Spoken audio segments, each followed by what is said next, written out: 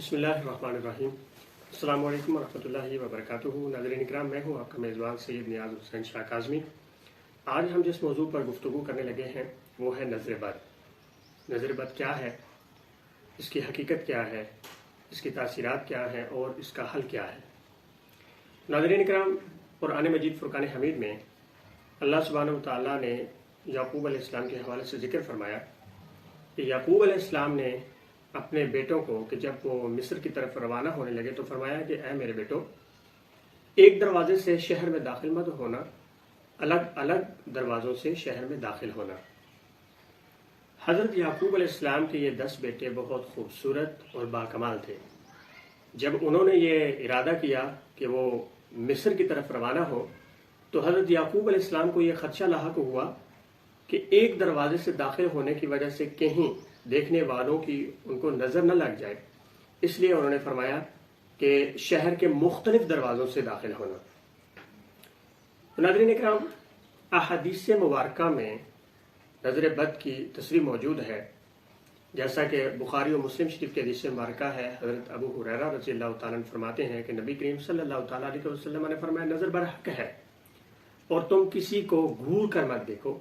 اسی طرح سے ام المومنین حضرت عائشہ صدیقہ رضی اللہ تعالیٰ عنہ فرماتی ہیں کہ مجھے نبی کریم صلی اللہ تعالیٰ علیہ وسلم نے نظر کا دم کرانے کا حکم فرمایا۔ اور حضرت ام سلمہ رضی اللہ تعالیٰ عنہ فرماتی ہیں کہ جب نبی کریم صلی اللہ تعالیٰ علیہ وسلم اپنے گھر تشریف لائے تو آپ نے ایک بچی کو دیکھا کہ جس کا رنگ متغیر ہو رہا تھا، رنگ بدل رہا تھا، یعنی سرخی سیاہی مائل ہو رہا تھا یا زرد ہو رہا تھا۔ برکیف بچی کا رنگ آپ نے دیکھا کہ متغیر ہو رہا ہے تو آپ نے فرمایا کہ اسے دم کراؤ کہ اس پر نظر لگی ہے۔ اسی طرح سے ایک پورا واقعہ ہے حدیث مبارکہ، ابو امامہ بن سہل بن حنیف بیان کرتے ہیں کہ میں نے اپنے والد کو بیان کرتے ہوئے سنا کہ سہل بن حنیف خرار، یہ مدینہ کی ایک وادی ہے، خرار میں غسل کر رہے تھے کہ عامر بن ربیہ نے ان کو دیکھا۔ یہ سہل بن حنیف بہت چٹے گورے رنگ کے بہت خوبصورت شخصیت کے مالک تھے۔ تو عامر بن ربیہ نے سہل بن حنیف کو دیکھا اور کہا کہ اس سے پہلے میں نے اتنے گورے رنگ کا خوبصورت انسان نہیں دیکھا۔ تو سہل بن حنیف کو اسی وقت بخار چڑھ گیا۔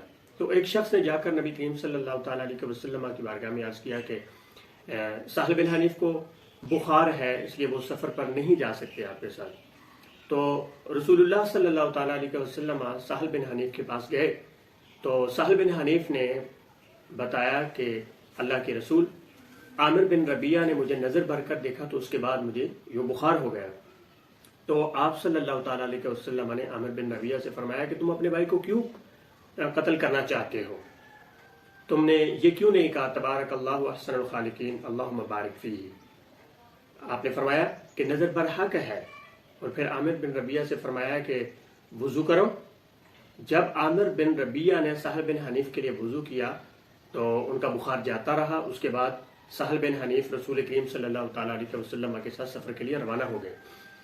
تو ناظرین اکرام، نظر برحق ہے، احادیث میں اس کی تصریح موجود ہے، اور نظر کی تاثیر اس قدر ہے کہ انسان اس سے قتل بھی ہو سکتا ہے، یعنی کہ انسان کی موت بھی ہو سکتی ہے نظر لگنے کے بعد۔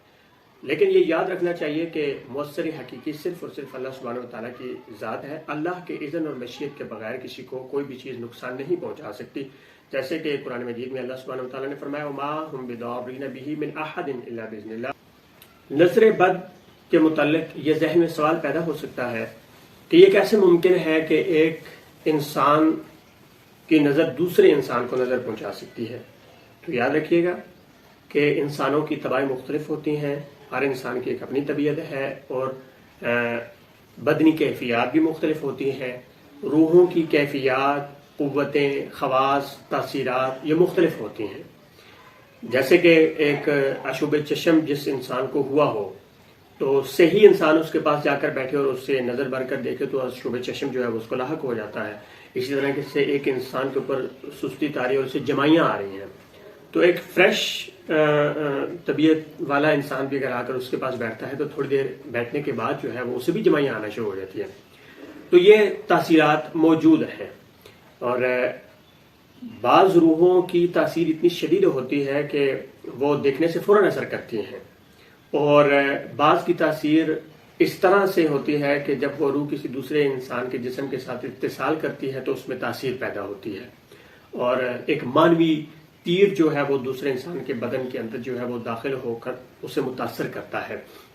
مختلف بیماریوں کا بھی انسان شکار ہو سکتا ہے، پریشانیوں میں بھی مبتلا ہو سکتا ہے، طبیعت میں بھاری پن پیدا ہو سکتا ہے، سر درد لاحق ہو سکتا ہے، کندھوں میں بھاری پن ہو سکتا ہے، بوجھ محسوس ہو سکتا ہے، آنکھوں کے اوپر بوجھ محسوس ہو سکتا ہے۔ یہ اس کی جو ہے وہ نشانیاں ہیں۔ اب ہم آتے ہیں اس کے علاج کی طرف۔ تو جیسا کہ حدیث مبارکہ آپ نے سنی، نبی کریم صلی اللہ تعالیٰ علیہ وسلم نے ایک دعا ارشاد فرمائی۔ عامر سے فرمایا کہ تم نے یہ کیوں نہیں کہا تبارک اللہ احسن الخالقین اللہم بارک فیہ؟ یہ ایک بڑی مؤثر دعا ہے، اور ہم پر واجب ہے کہ جب ہم کسی بھی شخص کو دیکھیں، کسی خوبصورت انسان کو دیکھیں، کسی اچھی چیز کو دیکھیں، تو ہمیں چاہیے کہ ہم یہ دعا پڑھیں، اور اگر دعا نہ پڑھ سکیں اور کسی کو نظر لگ جائے، اور جس کو نظر لگے تو کوشش کرنی چاہیے کہ اگر اسے معلوم ہو کہ مجھے فلاں شخص کی نظر لگی ہے تو اس حدیث مبارکہ کے مطابق عمل کرنا چاہیے کہ اس شخص سے وضو کروایا جائے، یا اسے غسل کرنے کا کہا جائے کہ وہ غسل کرے، اور اگر نہ کرے تو اسے مجبور کیا جائے کہ بھئی آپ غسل کریں۔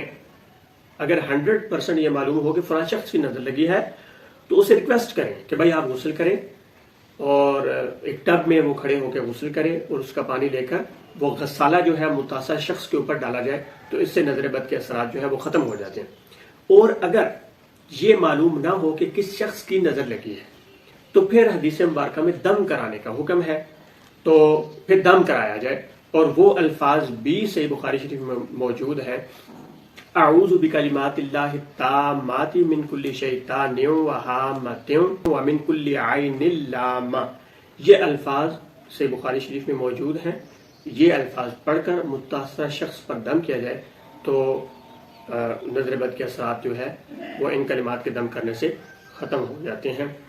اللہ سبحانہ وتعالی ہمیں ان دینی احکام پر عمل کرنے کی توفیق عطا فرمائے۔ السلام علیکم ورحمۃ اللہ وبرکاتہ۔